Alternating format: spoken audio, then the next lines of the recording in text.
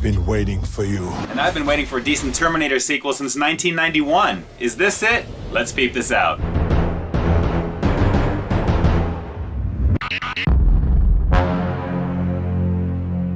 YouTube, Facebook, Twitter, and Instagram. Peep this out, guys. It's your boy Ian K back again with another one for you. Here with a quick breakdown and review of the latest installment to a mega franchise that hasn't seen a true blockbuster since 1991. Now, we all know T2, the action classic that came out back in 1991 that was the sequel to 1984's The Terminator, the film that put Arnold Schwarzenegger on the map. It coined the term "I'll be back," and it solidified James Cameron as a science fiction master. It's the story of man's war against the machines of the future, machines that were created by a sentient computer network that we actually had a hand in creating called Skynet. And it's only in the endgame of this war that Skynet decides to send one of its machines, aka a Terminator, back to 1984 in hopes of assassinating the mother of the leader of the resistance that would eventually rise up against it in the future. It's a lot to take in, but it is an absolutely killer story, highly original for the time, and the first two films are complete classics, guys. They're two of my favorite movies of all time, especially for me and my father. We would recite these lines back and forth, the whole script practically for the first two films, especially the first one. It has got a lot of great moments to it. So here we are in 2015, gang, and we've got a brand new Terminator installment in the form of Terminator Genisys. Now let me tell you, this is the film that honors the tradition of the first two films very, very well. This is the film that takes itself a little too seriously, but it is definitely more serious than the last two sequels combined. It's also the return of Arnold Schwarzenegger in the key role that really put him on the map as being one of the action stars of the early 80s. And as he's approaching his 70s right now, he is definitely not skipping a beat with this particular film. Let me tell you, Schwarzenegger back into the role is just like you remember him from back in the day. Granted, he's a little bit older, but they really play on that to good effect in this film. They do a great job of explaining how he's aged as much as he has, and if you guys know anything about the Terminator sequels, especially the second one, you already know exactly why that is, guys. It's living tissue over metal endoskeleton. Obviously, the body ages, as does the T-800 after so many years, and they really play off of that fact with Arnold's age in this movie. It is really done to very good effect. But come on, guys, you know they had to acknowledge it because he's definitely older. So this one is all about resetting the past and retooling it for the future while updating it for today's audiences, and let me tell you, they definitely succeed with that theme. It really is a reimagining of the first two films put together. Key sequences that are redone in this film are done very, very well. The basic premise is the same.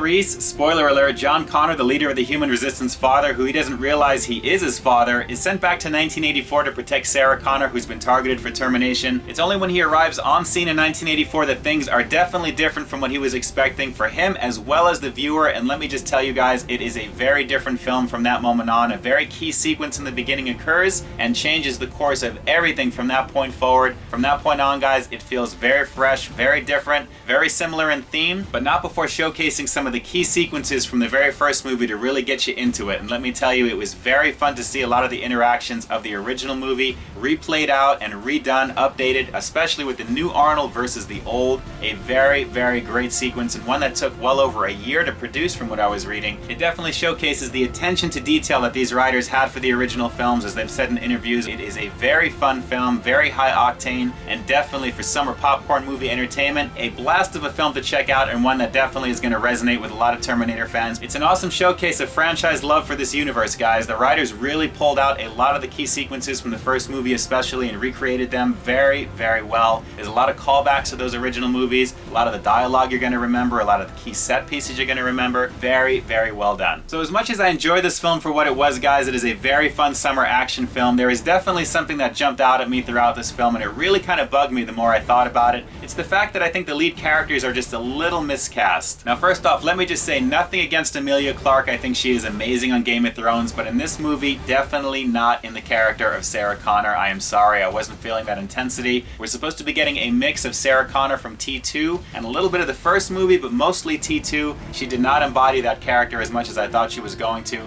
Nowhere near as hardcore. She looked more like she was a little kid running around with machine guns. Definitely miscast, definitely looked too young for the role, and really couldn't take her seriously in the role of being a real hardcore badass in this film, much like Linda Hamilton was in T2. And with Courtney, let me just tell you right now, as Reese, very unbelievable as well, and not unbelievable in a good way, guys. He did not really embody the Kyle Reese that I remember from 1984. First of all, he wasn't very gritty looking. Everything is supposed to be dark and dirty in the future. If you've seen the original Terminator, it is a very dark and gritty movie, very hardcore. Everyone is sweaty, everyone is dirty. This movie didn't have any of that in it at all there. They look very polished, very clean, very Hollywood-like, if you will. And his acting for the role of Kyle Reese just didn't set me on fire with that. I wasn't feeling the emotion, but then again, that's most of the movies that I've seen Jay Courtney in there. The fifth Die Hard movie, the Insurgent series, it really hasn't been anything to really set me on fire in terms of what he brings to the role, and so far in this one, it was just okay. Nothing really great. Jason Clarke, not bad as John Connor, but again, that character, you can kind of take it or leave it. Anyone can kind of fill that role. But with Sarah Connor and Kyle Reese, you're expecting a little bit more because of the precedent set by Linda Hamilton and Michael Biehn from the previous films. You're just expecting a little bit more hard edge to it, and these characters definitely were not cast correctly for them. But guys, Arnold Schwarzenegger, can't take anything away from Arnold. He's definitely getting better and better with every one of these films. This is the fourth movie that he's in officially, and he has some of the best acting in a Terminator film. There's a lot of exposition, a lot of explaining that he does with the time continuum and nexus points, things of that nature, but it's done very well. He really embodies the role of the Terminator, and of course with stuntmen and CGI, you can pretty much do anything you want in Hollywood. Definitely a fun summer action film without a doubt. So is it better than Terminator Salvation? Definitely. It's got a better story. I just wish it had some of the grittiness and the dirt of Terminator Salvation. I thought they did that very, very well. How about Terminator 3? Is it better than that one?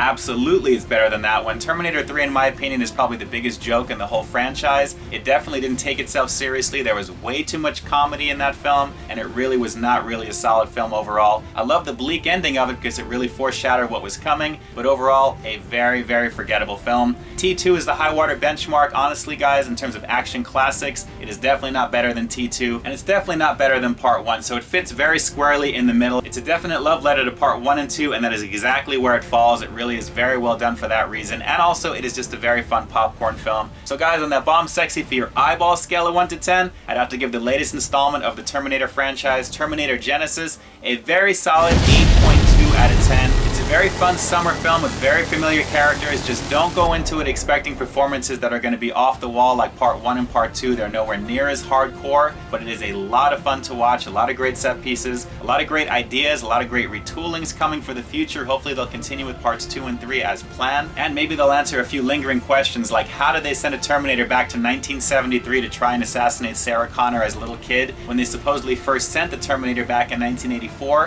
Who sent the Terminator back in 1973 initially? And also, who would send back Arnold's T-800 back to 1973 to protect her to begin with there? There's a few questions like that that remain. Hopefully we'll get the answers in Parts 2 and 3. Again, this is a planned trilogy, but very fun entertainment, guys. It is a lot of fun to watch. Definitely see it in 3D, definitely see it in IMAX as always. But those are just my thoughts, guys. What do you think? Drop some comments down below. Let your boy Ian K know if you've checked out the latest Terminator installment, the all-new Terminator Genisys. Do you think this is truly resetting the past, retooling for the future, and updating for today's audience? Do you think it really holds a candle to Part 1 and 2? Very curious to hear your thoughts on this one and where it falls in the Terminator universe in your book. Drop those comments down below. Let your boy Ian K know. And that's it for now, gang. This is your boy Ian K closing out another episode of Peep This Out. Glad that Arnold Schwarzenegger is back in action in the latest Terminator installment, Terminator Genisys. Guys, please give this video a big thumbs up, like, share, and subscribe to Peep This Out. Definitely keep in touch with me at the addresses that you see to your right over here, because after all, this is Peep This Out, baby. You know how we do. We'll definitely talk to you next time. Stay frosty. I'll be back. What?